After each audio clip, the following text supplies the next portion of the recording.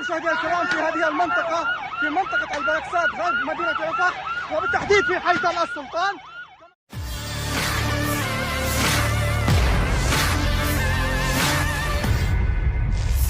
Biadab, satu kata yang dapat mendefinisikan sikap orang-orang Israel terhadap warga Palestina.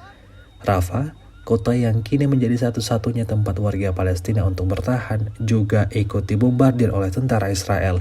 Video yang mempertontonkan aksi kekejaman Israel tersebut ramai beredar di media sosial pada Kamis, 30 Mei 2024. Pasukan pertahanan Israel baru-baru ini secara brutal melakukan pengeboman ke arah tenda-tenda yang dipenuhi dengan ribuan pengungsi Rafah. Imbas serangan yang tiada henti, tentara IDF tanpa merasa bersalah membuat warga Palestina yang ada di pengungsian terbakar hidup-hidup. Sejauh ini terhitung lebih dari 190 orang yang menjadi korban atas serangan Israel ini. Insiden mengerikan tersebut menyita banyak perhatian warga dunia. Semua orang geram dan mengutuk perlakuan Israel terhadap orang-orang Palestina. Sebagai bentuk dukungan, ramai warganet menuliskan hashtag All Eyes on Rafah.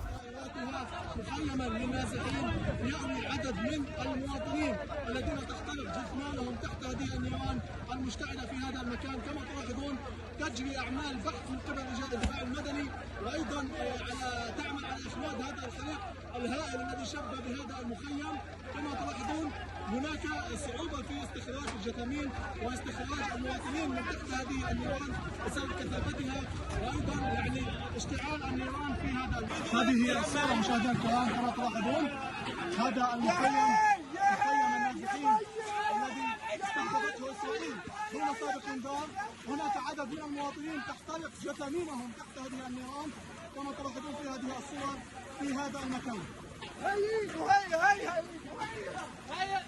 قليل من رفح الفلسطينية، حيث أفاد مراسلنا بوقوع تبادل لإطلاق النار بين حماس وإسرائيل بالقرب من بوابة معبر رفح في الجانب الفلسطيني. وأشار مراسلنا إلى أن طائرات الاحتلال